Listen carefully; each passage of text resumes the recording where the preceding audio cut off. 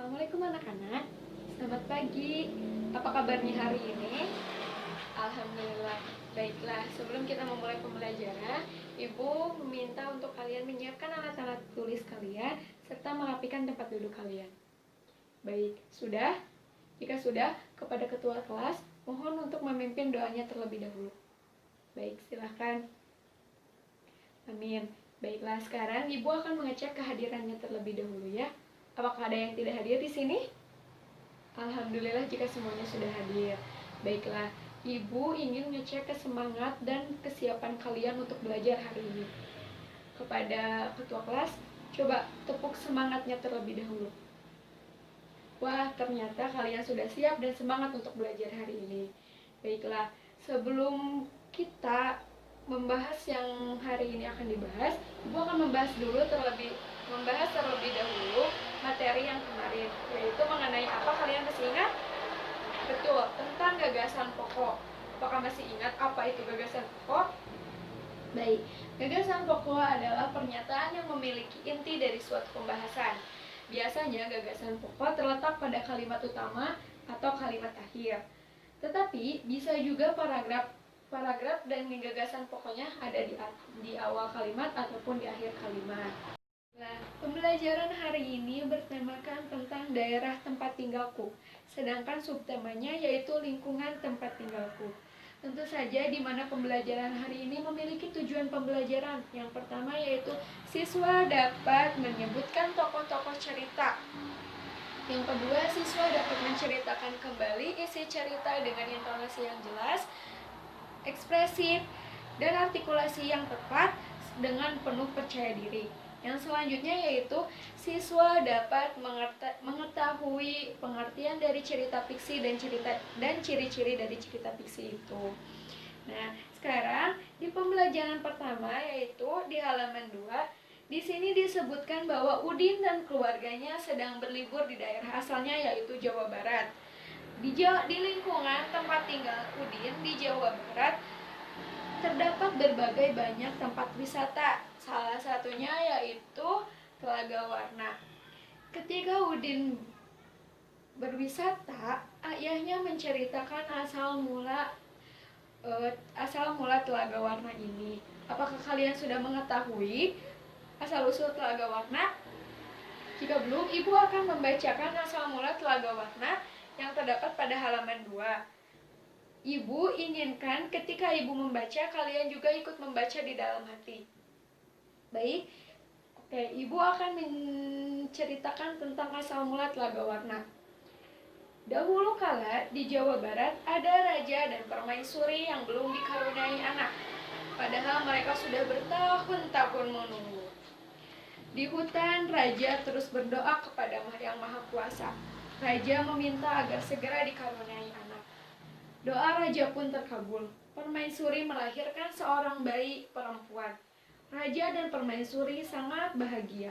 Seluruh rakyat juga bersuka cita menyambut kelahiran putri raja. Raja dan permaisuri sangat menyayangi putrinya. Mereka juga sangat memanjakannya. Segala keinginan putrinya dituruti. Tak terasa, putri raja telah tumbuh menjadi gadis yang cantik. Hari itu dia berulang tahun ke-17 tahun. Raja mengadakan pesta besar-besaran. Semua rakyat diundang ke pesta. Raja dan permaisuri telah menyiapkan hadiah istimewa berupa kalung. Kalung terbuat dari untayan permata-permata berwarna-warni. Serta saat pesta berlangsung, raja menyerahkan kalung itu. Kalung ini hadiah dari kami. Lihat, indah sekali bukan? Kau pasti menyukainya, kata raja. Raja bersiap mengalungkan kalung itu di leher putrinya. Sungguh di luar dugaan, putrinya menolak menggunakan kalung itu. Aku tak suka kalung ini, ayah, tolak putri dengan kasar. Raja dan permaisuri terkejut. Kemudian, permaisuri berusaha membujuk putrinya dengan lembut. Permaisuri mendekati dan hendak menggunakan kalung ini ke leher putrinya. Aku tidak suka kalung ini. Kalung itu jelek, teriak putri sambil menepis tangan permaisuri. Tanpa sengaja, kalung itu terjatuh. Permata-permatanya tercerai-berai di lantai. Permaisuri sangat sedih. Permaisuri terduduk dan menangis. Tangisan permaisuri menyayat hati. Seluruh rakyat yang hadir turut menangis. Mereka sedih melihat tingkah laku putri yang mereka sayangi. Tidak disangka, air mata yang tumpah di lantai berubah menjadi aliran air. Aliran air menghanyutkan permata-permata yang berserakan. Air tersebut mengalir keluar istana dan membentuk danau. Anehnya, air danau berwarna-warni seperti warna-warna permata kalung putri. Kini, danau itu dikenal dengan nama Telaga Warna.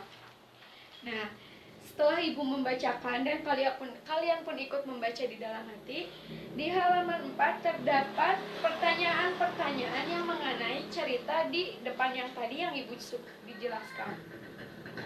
Ibu berikan waktu kalian selama 5 menit untuk menjawab pertanyaan-pertanyaan yang ada di halaman 4 ini. Baiklah, silahkan. Sudah? Jika sudah, mari kita bahas bersama-sama untuk mengetahui apakah jawaban kalian ini benar atau salah. Yang nomor 1, siapakah tokoh-tokoh yang terdapat dalam cerita tersebut? Yang kedua, di mana raja melakukan petapaan? Yang ketiga, apa hadiah yang dia siapkan raja dan permaisuri untuk ulang tahun putrinya? Yang keempat, mengapa permaisuri bersedih dan menangis? Serta yang terakhir, yang kelima, bagaimana sifat putri dalam cerita tersebut? Nah, di sini ternyata kalian sudah menjawabnya dengan benar. Dan sudah ada jawabannya pun ada di cerita tersebut ya. Baiklah, di halaman 5 ada ayo berlatih. Ibu ingin kalian menuliskan kembali dan menceritakan kembali tentang asal mula Telaga Warna. Nanti ibu suruh salah satu dari kalian atau siapapun yang berani untuk ke depan menceritakan kembali asal mula Telaga Warna ini. Baik, apakah ada yang berani untuk ke depan? Baiklah, silakan ceritakan kembali. Wah, ternyata cerita yang diceritakan oleh Rijal ini ternyata sudah benar, bahwa sang putri tidak menerima kalung yang diberikan kepada ayahnya karena menurut dia kalung itu sangat jelek, sehingga ayahnya pun menangis dan air matanya pun berubah menjadi danau. Nah, sekarang di Ayo Berdiskusi di sini di halaman 5, ibu akan menjelaskan tentang cerita fiksi itu apa dan ciri-ciri cerita fiksi itu seperti apa. Baik, cerita fiksi yaitu sebuah karya sastra yang bersifat imajinasi atau hayalan dari penulis dan bukan kejadian yang sebenarnya. Tetapi cerita ini juga dapat berdasarkan fakta yang diperoleh oleh pengarang itu sendiri dari berbagai pengalamannya, mau itu pengalamannya pengarang ataupun pengalaman dari orang lain. Yang selanjutnya, di sini ada ciri-ciri cerita fiksi. Ciri-ciri cerita fiksi ini yang pertama yaitu ceritanya rekaan, tentu saja yang tadi disebutkan bahwa bersifat imajinasi atau hayalan dari pengarang.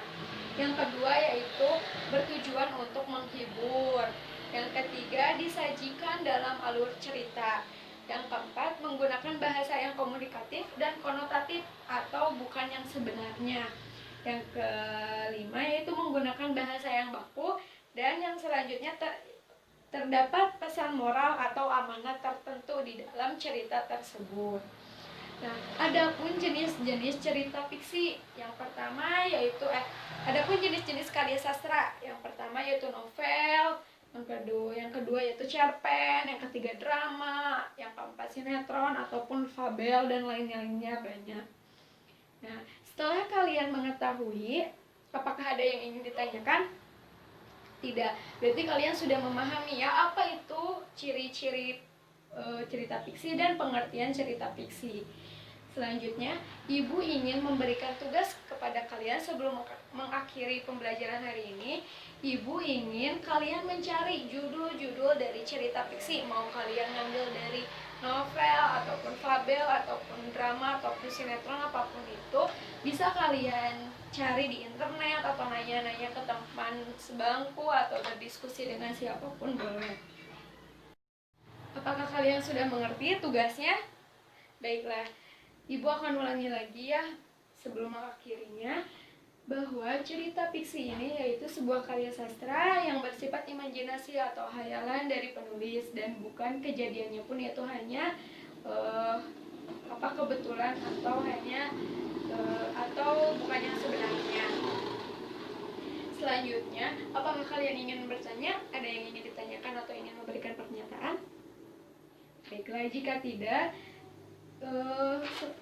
ternyata pembelajaran hari ini sudah selesai.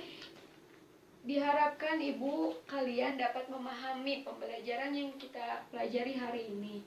Baiklah, sebelumnya rapikan dulu terlebih dahulu tempat duduknya dan alat-alat tulisnya. Baiklah, jika sudah, kepada ketua kelas mohon untuk pimpin doanya. Baiklah, silakan. Amin. Alhamdulillah, ternyata pembelajaran hari ini sudah selesai. Mudah-mudahan pembelajaran hari ini bisa bermanfaat bagi kita semua, serta kalian dapat memahami apa itu ciri-ciri cerita fiksi dan pengertian cerita fiksi. Dan jangan lupa kalian mengerjakan tugasnya, ya. Jangan sampai lupa. Minggu depan kita akan bahas tugasnya. Baiklah, alhamdulillahirabbil alamin, wabillahi taufiq wal hidayah. Wassalamualaikum warahmatullahi wabarakatuh.